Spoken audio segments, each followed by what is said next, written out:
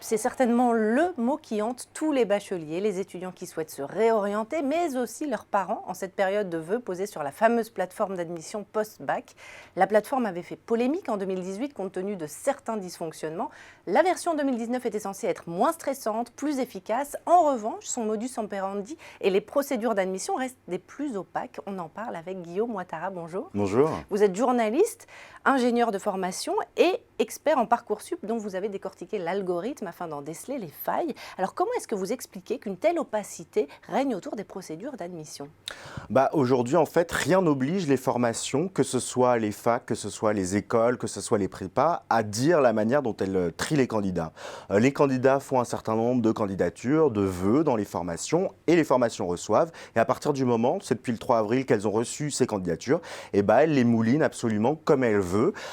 Avant, avec l'ancêtre de Parcoursup qui s'appelait APB, il y avait pour les universités un algorithme commun, donc des méthodes communes pour l'accès aux formations non sélectives. Là, aujourd'hui, qu'on fasse une fac de droit, une fac d'histoire ou une prépa, les formations peuvent faire absolument ce qu'elles veulent. Il y a eu des tentatives, des demandes pour que chaque formation publie les critères qu'elle utilise concrètement.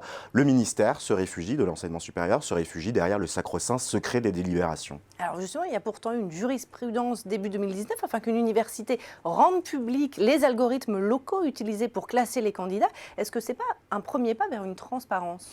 C'est en tout cas un signal très fort qui dit que le fonctionnement actuel de Parcoursup est très opaque. À l'heure où on parle de transparence de l'administration, il reste cette grosse boîte noire Parcoursup. Malheureusement, c'est qu'une première décision de justice qui va peut-être être cassée, donc rien n'a été publié pour le moment. Mais en tout cas, c'est un signal fort qui est envoyé à la fois aux écoles, à la fois aussi au ministère aujourd'hui, que ce secret des délibérations, il n'est peut-être pas suffisant pour protéger l'intégralité des formations et de leur fonctionnement.